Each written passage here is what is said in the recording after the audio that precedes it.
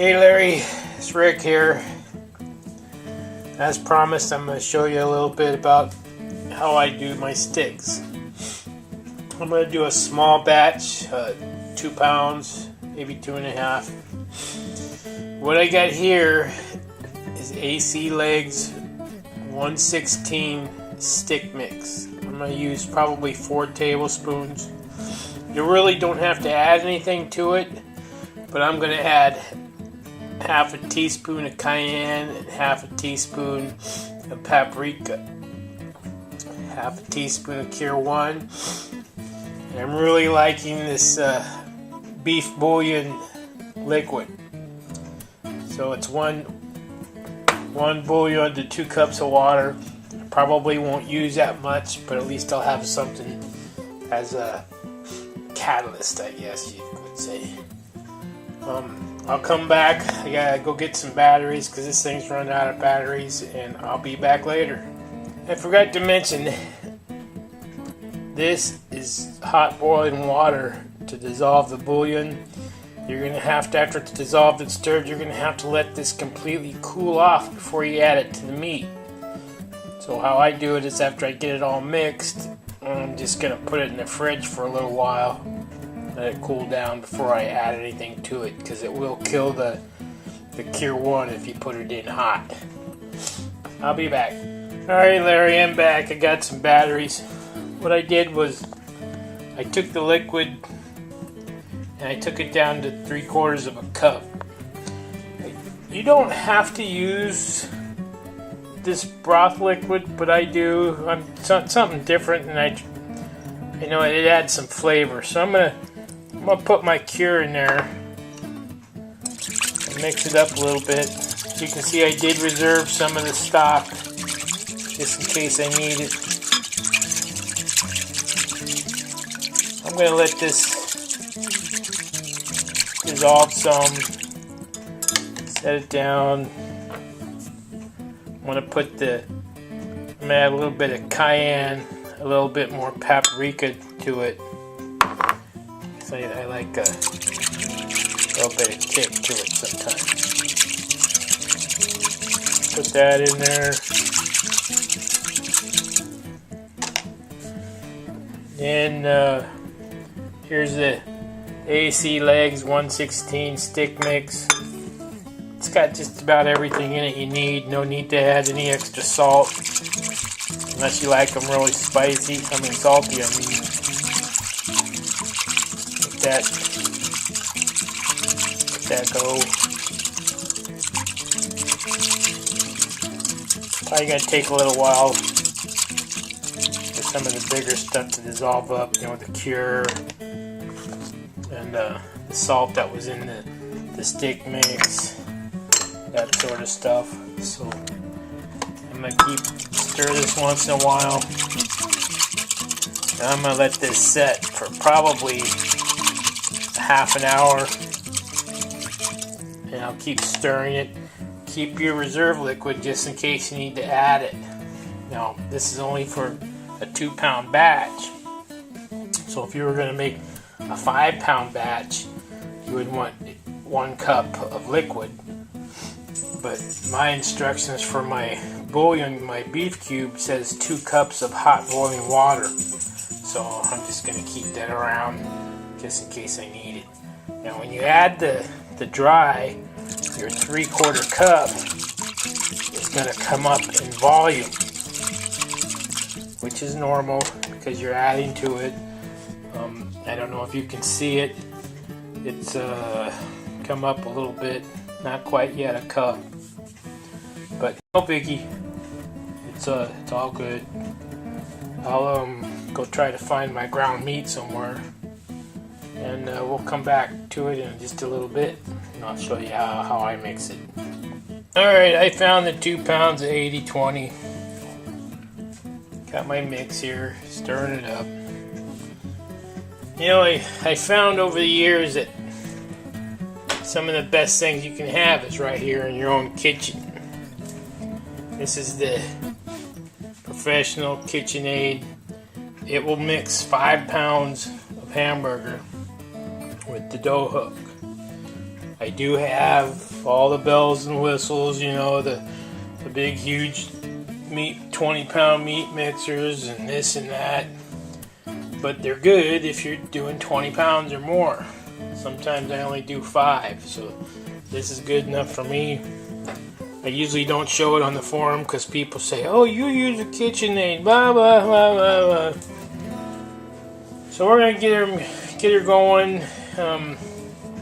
I might use all this, I might not. Still going to taste the same.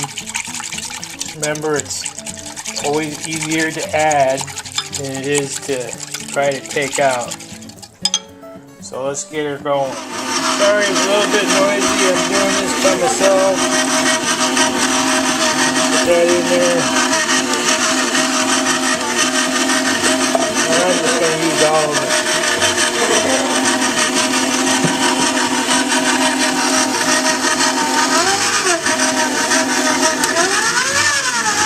My wife's mixer's kind of making a funky noise. If I burn it up, she's going to kick my butt.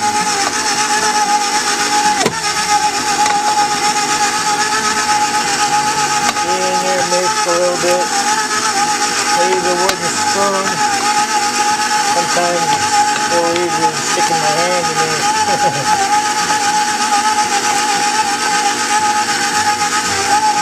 Mix it up real good. Make sure your spoon don't get caught in the dough hook. Makes an awful racket. You can probably see some of the fat sticking to the side of the pan. Biggie.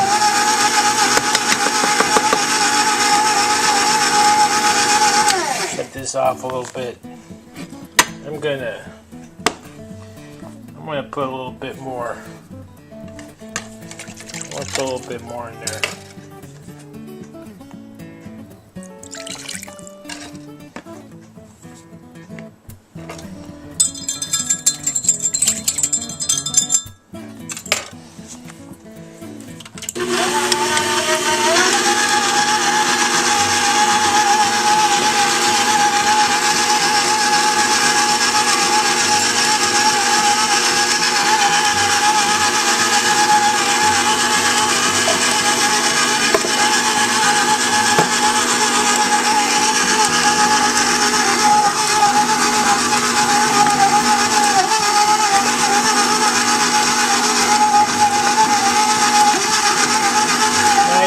Uniform. You see some red spots, of course. It's not mixed in, just kick it down in there and let it mix up.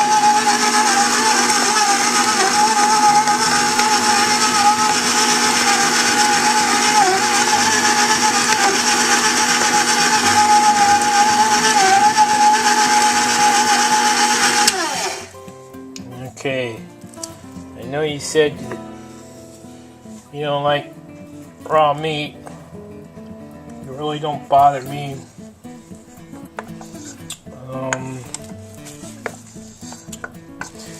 Okay, it needs something. So I think what I'm gonna do is I'm gonna go with another tablespoon of the Legs 116. So let me shut this camera off and then I'll mix it up and show you again. Okay, there's another tablespoon, I think a tablespoon and a quarter of the 116 legs. Put just a little bit more cayenne with it. Got it stirred up and let's get this added.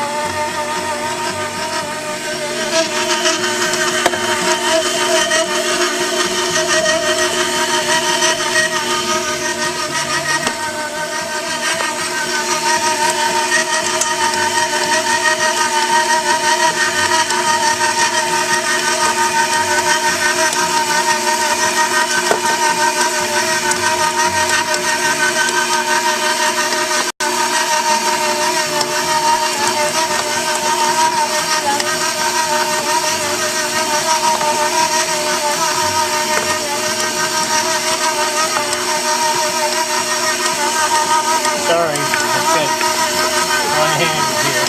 See, the mix is thick, kind of tacky, not too runny. That's what I'm looking for. Let me taste this again.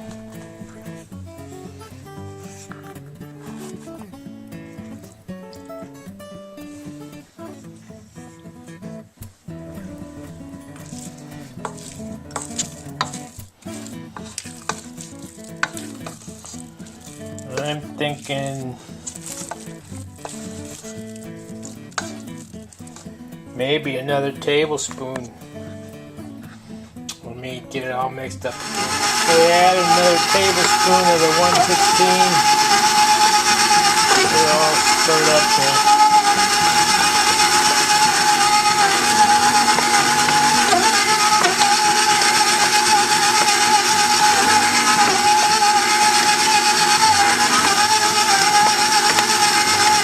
Some people use the paddle on their KitchenAid. I don't, because it balls it up all in the middle and it sticks to the paddle and it's really nasty. It's hard to get out of the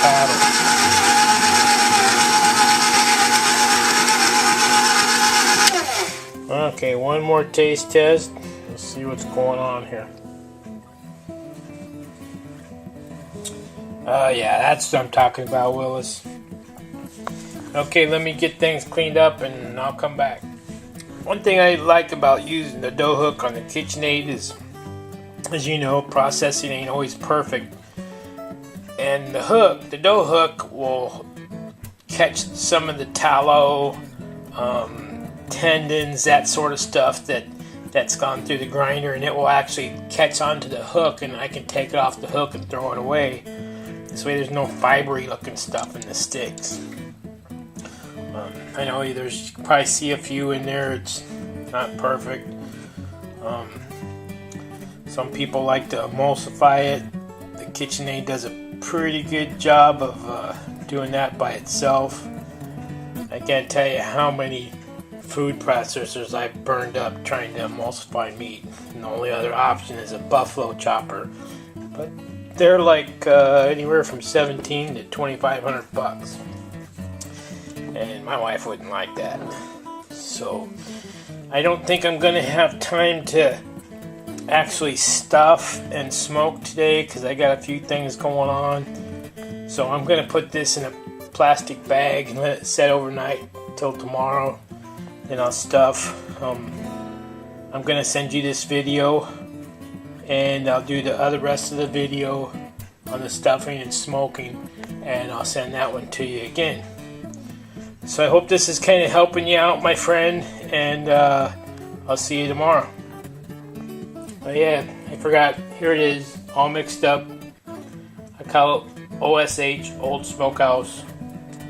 I put it in a baggie. I'm going to put it in the fridge, and I'll see you tomorrow again. Hey, good morning, Larry. We're going to start with doing these sticks. I brought my bigger table in so I can get the run on them. I'm going to cover the table with plastic wrap. I wipe the table down with bleach and water so everything on it is dead. The plastic wrap will just make things a little easier, and you don't have to worry about it running onto the table. So I'll get this all together and we'll come back. Alright, I got the plastic wrap on the table.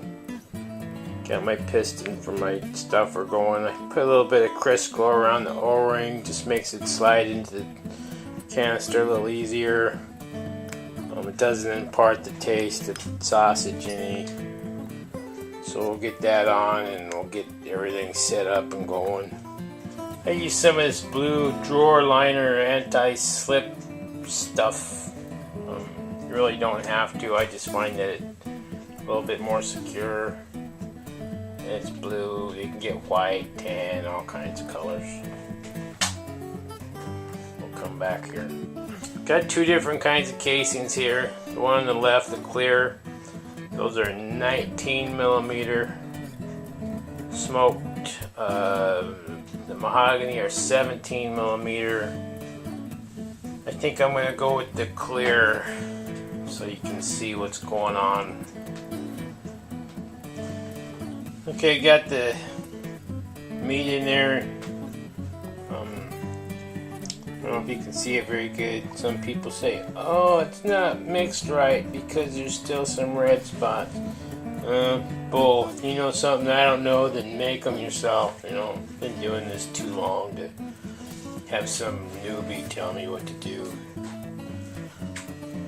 I mean, I don't mind giving advice, but and if they follow it, you know, hey, cool. If they don't, you know, that's their prerogative, I guess. Packed it down in the canister so there's no really big air pockets. If you get an air pocket, just pop it, or you know, I'll show you that. So we're gonna load this up and start making some sticks. I'm gonna try to do this one-handed. What I do is I'm gonna crank. Oh, yeah, a little bit too far. No biggie, no biggie. I'll just use that part.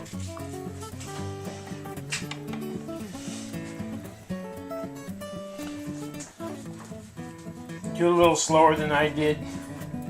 Bring the meat right to the end of the tube.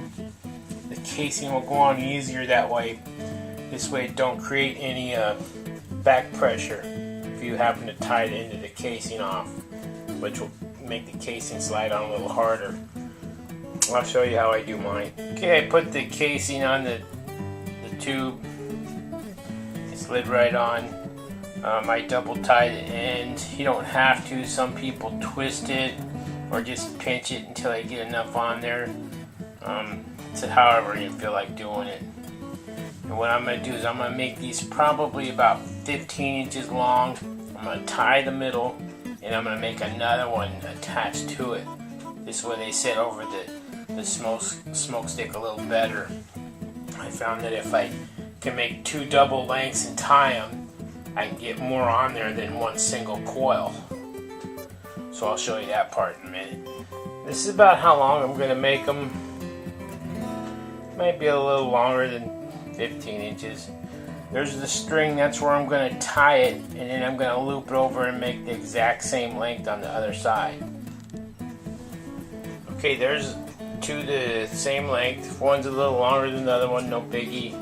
To keep any excess meat from coming out, I always back off the crank about a quarter of a turn. That releases any pressure on the piston, and you won't have any excess meat coming out. So I'm going to tie this one off and I'll show you. Okay, here's the other one tied off. You see right here, you'll have some extra meat into the tube. So what I do is I'll just pull some of the casing out and just squeeze it all up, tie it off, and start over again. Okay, here you can see how I've done that. I'm going to cut this right in the middle of the casing. And you can either back up the casing right here a little bit, tighten up the meat, or just hold it and crank and let it tighten up a little further. Okay, there's the second strand. Basically just about the same length. They're a little bit shorter, longer, no biggie. The tube, some of the big sausage manufacturer guys, they actually have what's called a follower that sits on the end of the tube here, so they can actually push this follower to push the casing forward instead of having to do it all by hand, because as you can see, some of the meat comes back into the tube, which is no big deal. That happens a lot when you use a larger casing, but the waste is minimal. I mean, why crank out a 2-inch stick? And to me, it's really not that big of a deal to toss a quarter-ounce of meat away. No biggie. See, it's down there pretty far. The top of the shaft, there's probably maybe 2 1/4 inches sticking up.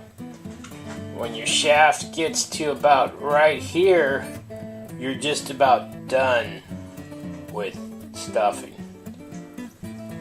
There will probably be just a little bit left in the bottom of the canister, plus you'll probably have a little bit left in the stuffer tube. I usually just push it out with the end of a wooden spoon or a dowel, Then toss it. It ain't no biggie. Let's make another one. Okay, there's 4 lengths. There's a little bit left on the shaft, so I think I'm gonna crank out and see how much more I can get. I may just get like 1 length. See how long it gets. Okay, 1 length, just about the same size. You can see how far down the shaft is. Try not to go any further than that. Once it starts getting hard to where you can't crank it down much anymore, just let it go. These are metal gears, but you can still strip a gear off of it, so be careful. We're going to tie this one off with a loop on the end so I can hang it with the rest of them. I could tie it in the middle and make 2 small ones. Let's see how we're going to go. Okay, I decided to tie the small one in the middle. This way it loops over the stick a little better. So that's about 2 and maybe just under 2.5 pounds. These are for my granddaughter. It's been 4 years old, been diagnosed with type 1 diabetes, so it's pretty rough. That's the sausage bell hanger that I use. You can see the end of it looks like a bell. I have used dowels. I have used the hooks. I like the sausage bell because it gets hot and it will actually cook the top of the sausages. So not cook it, but bring them up to temperature. So let's get these going. Okay, I've had my smoker preheated to 1. I think I started at 135. Don't worry about the little one in the middle if you should happen to get something like that, how it's kind of like sticking out. Once it starts getting hot, it's going to level down like the rest of them. I don't use a probe sticking in the sausage because it gives false readings. That's my probe for my temperature probe. I got them hang it down a little low so the bottoms don't get overly done. Once they start getting some heat, I'll pull the probe up a little bit. So an hour and a half at 135, no smoke, dry the casings a little bit. And I think I'm going to use Crown Royal, I think. You gotta see how many hickories I got. I hope this is helping you out a little bit, Larry. Alright, Larry, I went with the Crown Royal pucks. Put water in your pan. Some people don't. I used to not to, but the steam helps with the sausage. You can see the sticks are turning colors. The little one in the middle is starting to drop down, and it's all good. I'm gonna probably end this video and send you what I got, and then I'll make another video on the final and let you look at it. I will be turning the stick around probably in a couple hours so the front gets some extra heat. I'm probably gonna do a fan mod later on. Talk to you later, buddy.